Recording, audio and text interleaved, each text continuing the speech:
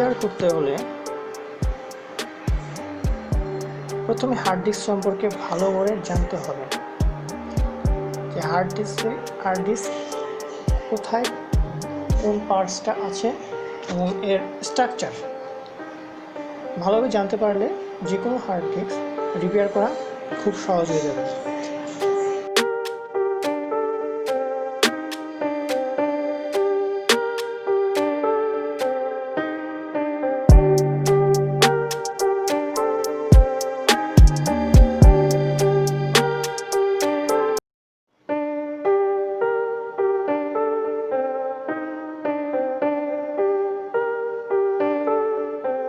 Hard ডিস্ককে দুই পার্টে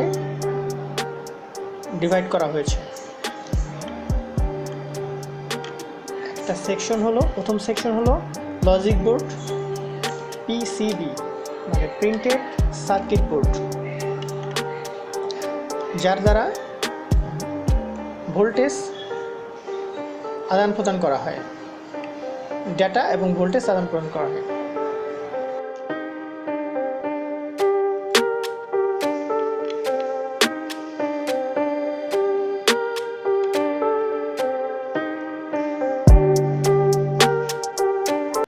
যেটা দেখতে পাচ্ছেন আমার হাতে, এটা হলো হার্ড ডিস্কের লজিক বোর্ড। এই লজিক বোর্ড আমরা এটাকে হার্ড ডিস্কের মাদারবোর্ড বলতে পারি। এটা একটা পিসিবি মানে প্রিন্টেড সার্কিট বোর্ড মানে পাওয়ার সকেট, আর এটা হলো ডেটা সকেট মানে ডাটা আদান প্রদানের জন্য সকেট, প্রধান সকেট এটা, এবং পাওয়ার দেওয়ার জন্য এখানে এটা হলো 15 পিন মানে 15 পিনের সকেট এই পাওয়ার সকেটটা, আর এটা হলো 7 পিনের সকেট ডাটা। যেটা 15 পিনের সকেটের মধ্যে এখানে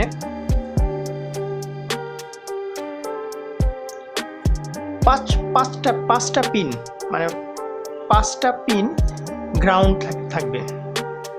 আর এই পাওয়ার সেকশনে আমরা দুইটা ভোল্ট পাবো, একটা হলো 12 ভোল্ট আর একটা হলো 5 ভোল্ট।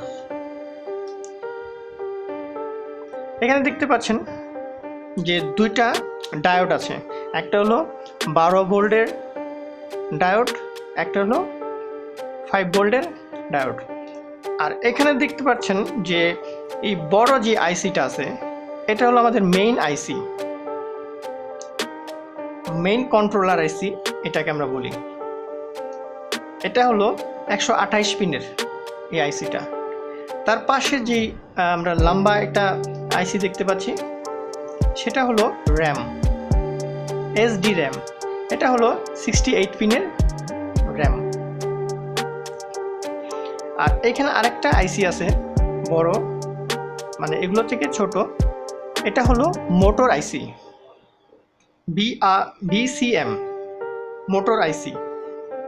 এই আইসিটা মোটরকে নিয়ন্ত্রণ করে, মানে হার্ড ডিস্কের মধ্যে যে মোটর আছে সেই মোটরটাকে নিয়ন্ত্রণ করে।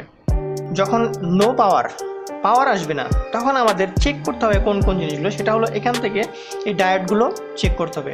এই ডায়োডগুলো ম্যাক্সিমাম এই ডায়োডগুলো নষ্ট হয়ে যায়, আর ডায়োড নষ্ট, এবং তার পাশে আছে রেজিস্টার 0 ভোল্টের, এগুলো অনেক সময় কেটে যায়, তো এগুলো আমাদের চেক করতে হবে। হলো 3 পিনের ট্রানজিস্টর, এটা 5 ভোল্ট এবং 3 ভোল্ট, 5 ভোল্ট থেকে 3 ভোল্টে কনভার্ট করে। এটা হলো আমাদের হেড, যে হার্ড ডিস্কের যে হেড আছে সেই হেডটাকে পাওয়ার মানে কানেক্ট করার জন্য এই সেকশনটুকু, আর আমাদের মোটরকে কানেক্ট করার জন্য এই সেকশনটুকু। এই পুরো সেকশনটা মোটরকে নিয়ন্ত্রণ করে এই কন্ট্যাক্টরের মাধ্যমে কানেক্ট হয়। এখানে অনেক সময় কার্বন জমে থাকে এই জায়গাটুকে। এই কার্বন জমে থাকলে আমরা এটা প্রাথমিক অবস্থায় আমরা এটা ইরেজার দিয়ে, রাবার যেটা ইরেজার দিয়ে আমরা এটা ভালো করে ঘষে নেব, ঘষে পরিষ্কার নেব, এবং এইখানে যে পাওয়ার এরিয়া আছে সেটাও ভালো করে আমরা পরিষ্কার করে নেব।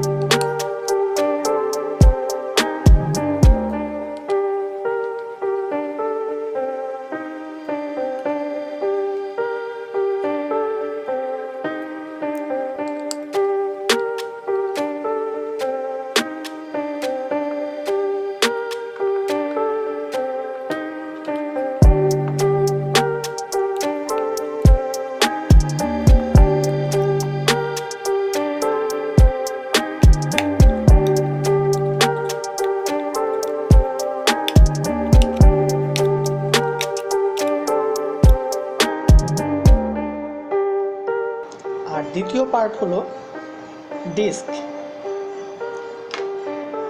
যার মধ্যে ডাটা স্টোর থাকে। ডিস্কটা দেখতে সিডির মতো,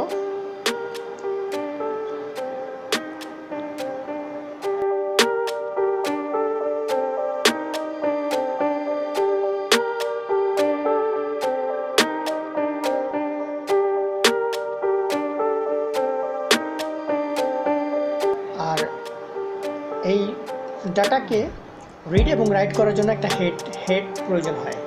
আর এই হেডটার কারণে আরেকটা হেড হয়, সেই হেডের কারণে হেড আপনার এই ডাটাগুলো রিড এবং রাইট করে।